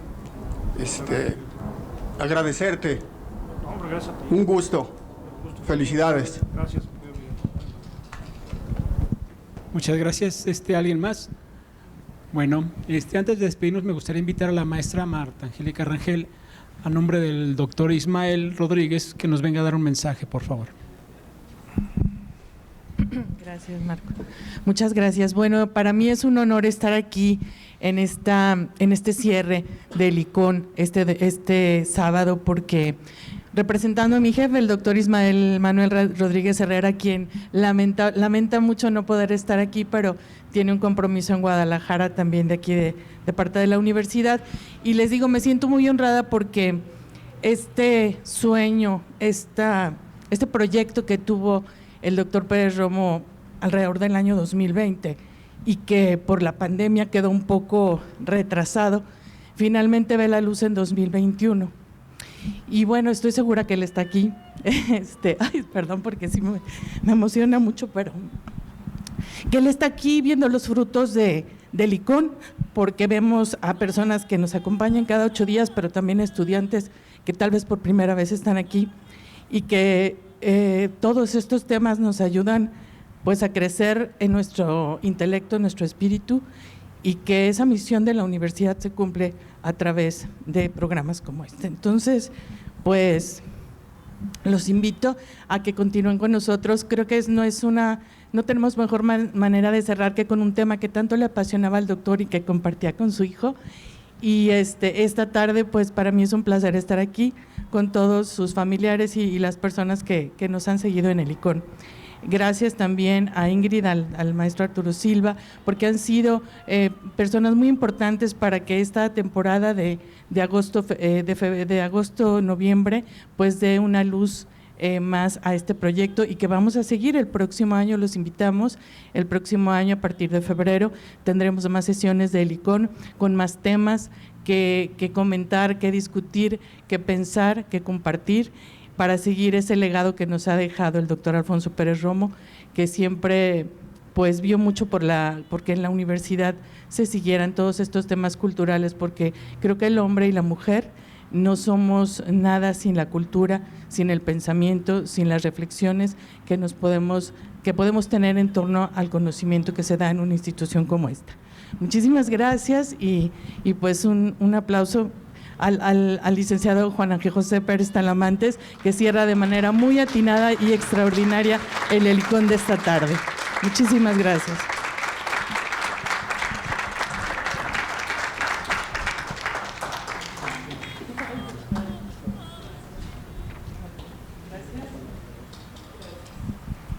Finalmente queremos agradecer a nuestro invitado el día de hoy y por supuesto a todos ustedes que nos acompañaron y todos los sábados anteriores por regalarnos su tiempo, pero sobre todo hacer de ICON un éxito en esta ocasión. Muchas gracias y que sigan teniendo un excelente fin de semana.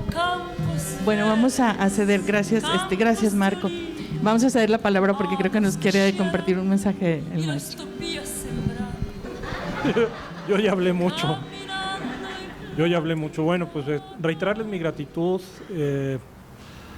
Creo que es importante que este proyecto de ICON siga. Para mí, pues es un honor enorme venir a hablar de este y de cualquier otro tema, y que vengan mis hermanas también que hayan participado. Pues bueno, para nosotros es importantísimo tratar de poner un granito de arena en la continuación de las obras que inició mi padre. Para nosotros también es un gran ejemplo que 2 días antes de morir todavía estuviera aquí trabajando, luchando por la universidad y luchando por el conocimiento y luchando por compartirlo. Entonces, pues eso nos mueve.